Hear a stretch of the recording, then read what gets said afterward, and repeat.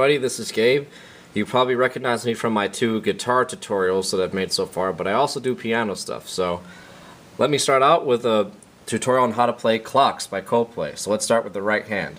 The right hand is predominantly these 3 chords here. The first one is an E flat, a B flat, and a G natural. The second chord is a D flat, a B flat, and an F natural. And then the third chord is a C natural, an A flat, and an F natural. So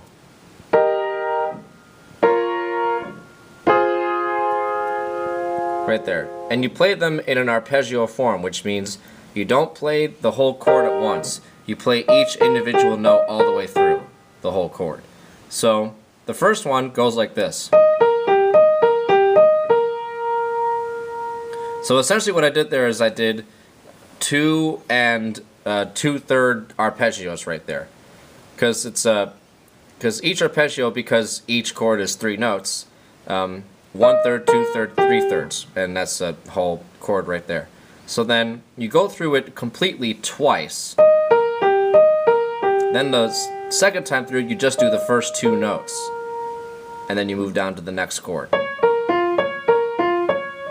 You go through this chord twice, and then you shift down to the third chord. So straight through, slowly, goes like this.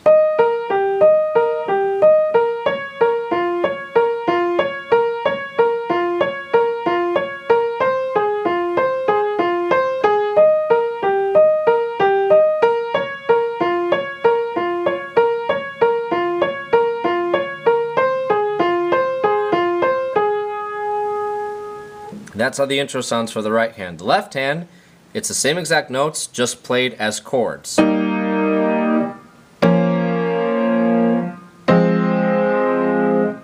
flat, B flat, G, D flat, B flat, F, C, A flat, F.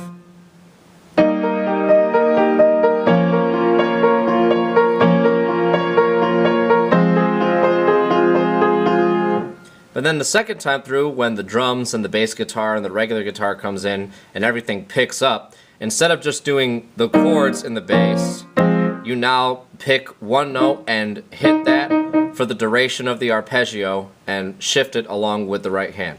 So for the first chord, you just hit the E flat until you shift down to the next chord. For the next one, you hit the B flat until finally you shift down to the F for the third chord. So it goes, I'll play at the end of the first part and into the second part.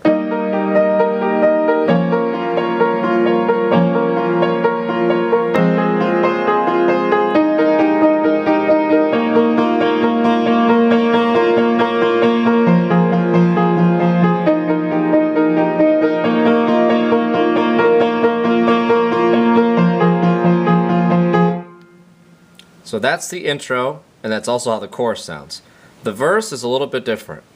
So for the intro and the chorus, your hands are going to be up here. But for the verse, you're going to shift both hands down an octave here. And the right hand is going to play the chords.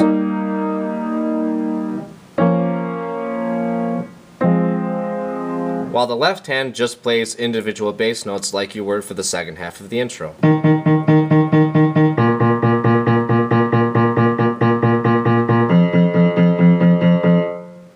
It's the same exact thing, just everything down lower an octave, so you sing on top. Lights go out and I can't be saved, and so on. So that's the verse, and then when the verse is over, you shift back up here, and then. Now, when it changes, you'll notice that the arpeggio in the right hand actually gets higher and plays something up here.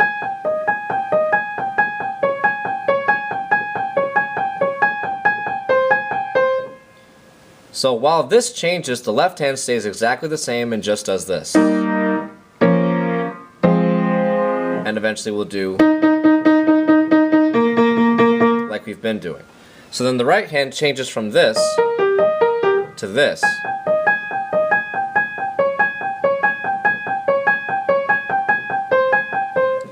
It's much easier than this in that there are far fewer notes.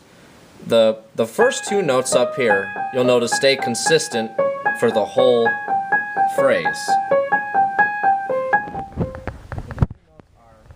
A flat and G natural.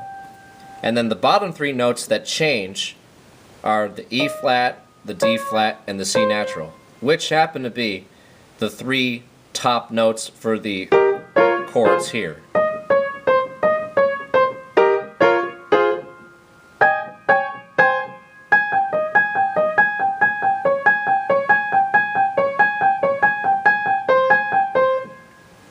So combine this with the left hand.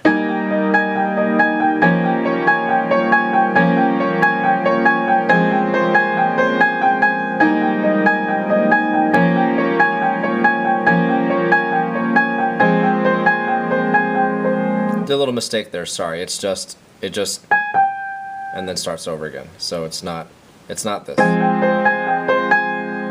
It just goes straight through. Like that.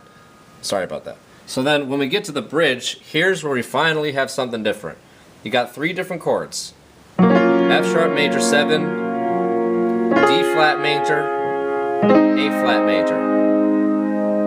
So what are the notes? It's F sharp, B flat, D flat, F natural. The next chord, the D flat major, is D flat, F natural, A flat. And then the third chord, the A flat major, is A flat, C natural, E flat. But the count stays the same, it's just...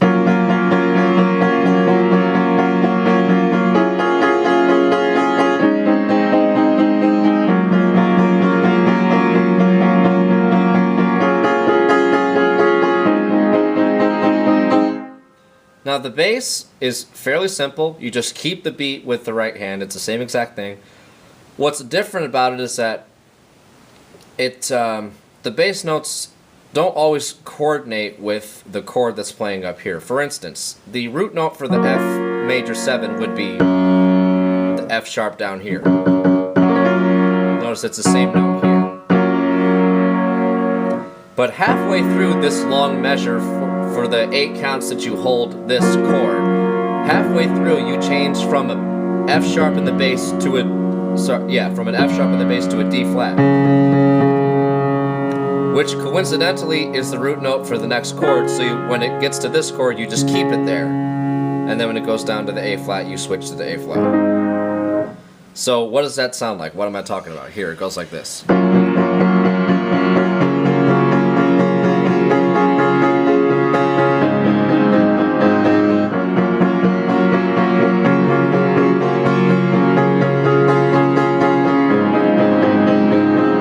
Kind of a cool sound, right? So that's how it goes through, and then when it gets to the end, when he's done singing the bridge part, it just goes back and forth between the F sharp and the D flat. So it just sounds. And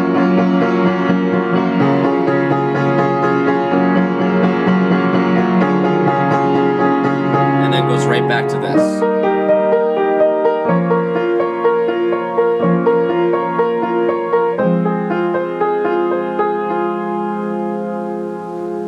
So those are all the different parts of the song. Now just put it along with the recording and you'll see how it goes together. And thanks for watching.